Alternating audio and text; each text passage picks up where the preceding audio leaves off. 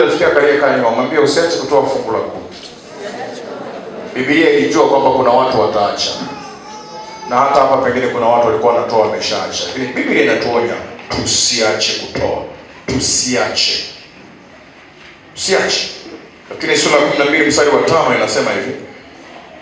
Lakini mahali atakapochagua Bwana Mungu wenu katika kabila zenu zote, apaweke jina lake, maana ni makao yake, elekezeni nyuso zenu hapo, nawe wende huko, pelekeni huko sadaka zenu za kuteketezwa na dhabihu zenu na zaka zenu na sadaka za kuinuliwa mikono yenu na nadhiri zenu na sadaka zenu za hiari na za wazaliwa wa kwanza wa makundi yenu ya ng'ombe na ya kondoo. Kwa bado hapa ndo amenyumbulisha zaidi kwamba kila mtu anastahili kutoa nini?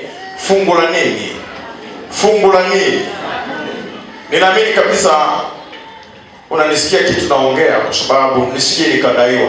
Najaribu kukupa ushahidi wa maandiko ili baadaye haya maandiko yatasimama kwa ajili ya